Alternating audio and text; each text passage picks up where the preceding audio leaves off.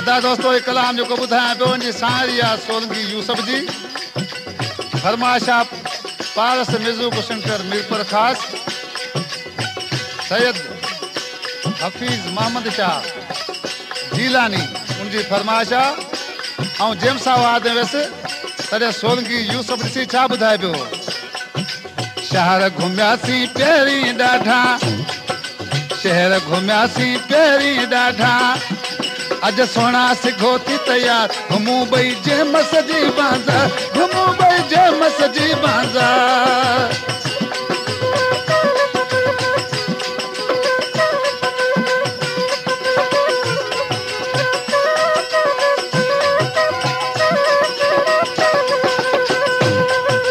सां गॾु सिंधड़ी सां मारो उमरकोट घुमियासूं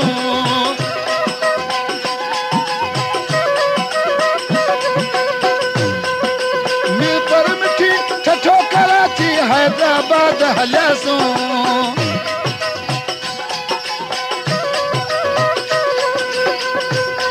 अल्लाह बाक़ी आहे झिलूरी में बाक़ी आहे झिलूरी में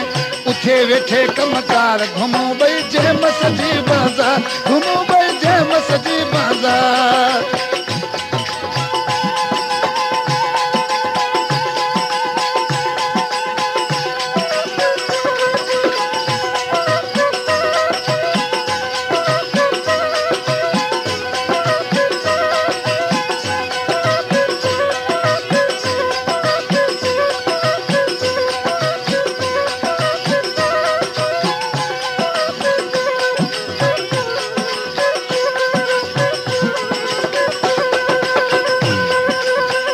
नबी सरना ढोरो दानो बेज ठोसूं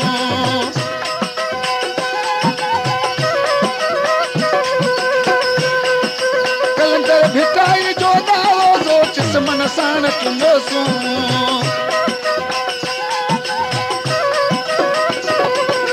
अॼु न हलंदसि ॿिए पासे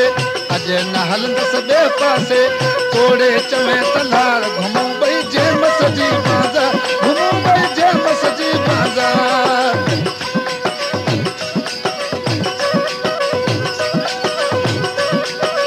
दिल सत्तार प्रोडक्शन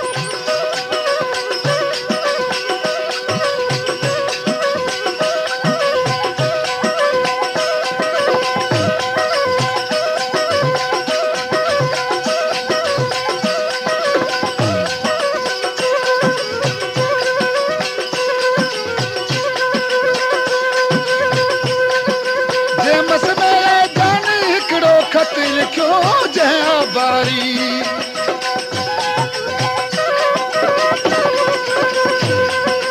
पर पुठ ते सां सोलंकी यूसुफ यार रखी मूं यारी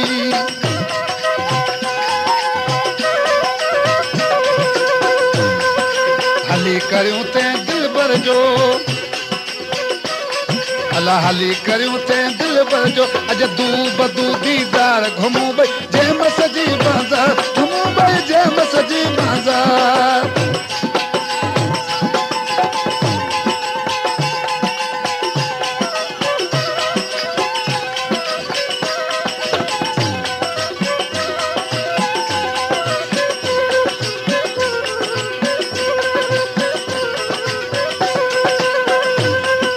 शहर घुमियासीं पहिरीं ॾाढा